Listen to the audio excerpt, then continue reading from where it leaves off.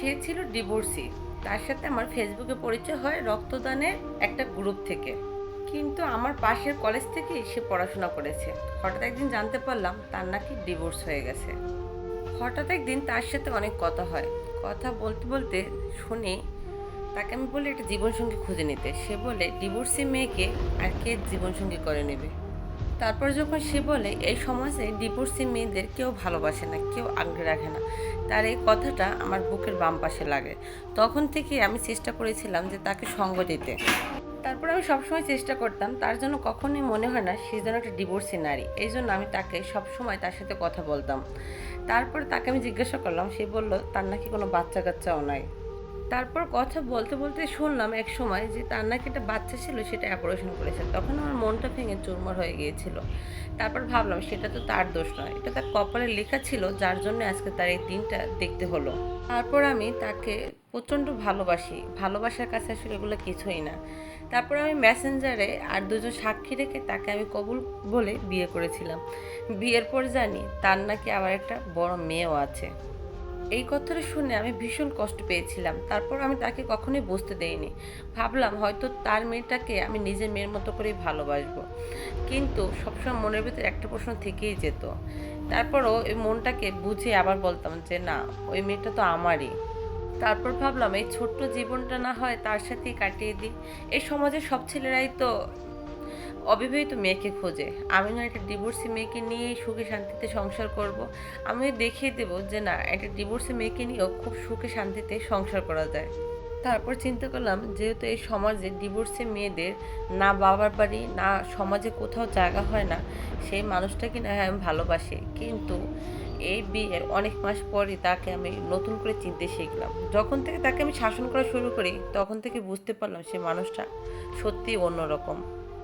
তখন আমি যখন শাসন করলাম সে আস্তে আস্তে আমার থেকে দূরে সরে গেল। কিন্তু শাসনগুলো তার ভালোর জন্যই করতাম। এই যেমন বেশি রাত জেগে মোবাইল না টেপা, তারপর হচ্ছে খাওয়া দাওয়া নিয়ম করে করা, বাজে গ্রুপের সাথে অ্যাড না হওয়া, বিভিন্ন ছেলেদের সাথে কথা না বলা, এগুলো বলতে না জানি আমি তার সাথে অনেক দূরে সরে গেলাম। তার কাছে চোখে আমি সব থেকে খারাপ পুরুষ হয়ে গেলাম।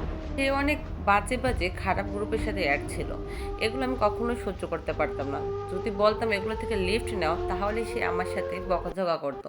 এমনকি সে আমাকে এটাও বলে যে তাহলে সে নাকি আমার জীবন থেকে সরে যাবে। এই কথাগুলো বলায় সে আমাকে সবসময় একটা কথাই বলতো, সে কখনোই গ্রুপ থেকে লিফট নিতে পারবে না, সে দরকার হলে সে আমাকে ছেড়ে দেবে। তারপর আমি তাকে অনেক ঠান্ডা মাথায় বোঝানোর চেষ্টা করি। তাকে বলি পাশে বসো। তারপর তাকে আমি বলি দেখো, একটা ছেলে পৃথিবীর সব থেকে খারাপ কাজ করলো, সে সবার সাথে মিথ্যা বললো, কখনো তার মায়ের কাছে মিথ্যা বলে না, সবসময় সত্যি কথাটাই বলে। আমি ওর মায়ের কাছে না বলেছি তোমার কথাটা। তুমি কিন্তু যে একটা তোমার একটা আগে বিয়ে হয়েছিল সেটা আমি কখনই আমার মাকে তারপরও বলিনি, কারণ তোমাকে পাওয়ার তীব্রতা আমার বেশি ছিল। হ্যাঁ, আমি যেদিন 1 তারিখ থেকে তোমাকে বিয়ে করেছি সেদিন থেকে আমি ভুলে গেছি যে তোমার আগে একটা বিয়ে ছিল, তোমার একটা বাচ্চা ছিল। কিন্তু দেখো, তোমার মেয়েটাকেও আমি নিজের মেয়ের মতো করে ভালোবাসছিলাম, তাহলে কেন আমার সাথে এমন করো? তারপর আমি তাকে বলি দেখো, একটা সমাজে ডিভোর্সি মেয়েকে অনেক মানুষ অনেক কথা বলে। একটা বিয়ে হলো অন্য জায়গায়, তাকে নিয়ে অনেক খোঁটা দিয়ে কথা বলে। কিন্তু আমি আমার মাকে এতটা ভালোবাসি আর আমার মা আমাকে এতটা ভালোবাসে, তার কাছে আমি সবটা খুলে বলি পরে তোমার বিষয়ে, যাতে কখনোই আমার ফ্যামিলি থেকে তোমাকে এতটুকু পরিমাণ আঘাত দিয়ে কথা না বলে। কারণ আমার ফ্যামিলির মানুষ কখনোই আমার চোখের দিকে তাকিয়ে আমার ওয়াইফকে কখনোই এতটুকু কথা বলার সাহস তাদের নেই। এই জন্য আমি আমার মাকে সবটা খুলে বলি। তাহলে কেন আমার সাথে এমন করো? আমি তোমাকে সবসময় হাসি খুশি দেখতে চেয়েছি, আমি তোমার একটা নতুন জীবন দেওয়ার চেষ্টা করেছি। কিন্তু তুমি কখনোই বোঝার চেষ্টা করেছো যে আমার ভালো লাগা আমার খারাপ লাগা কি? আমি যে জিনিসগুলো অপছন্দ করি, যেটা তোমার জন্য আমাদের সংসারের জন্য খুবই ক্ষতি, সেটার বিষয়ে তুমি বেশি ইনভলভ হচ্ছ। এমনকি তুমি এগুলো ছাড়তে পারতেছো না, তাহলে তুমি কেন আমার জীবনে এলে? তখন তো তুমি এইভাবে ছিলে না।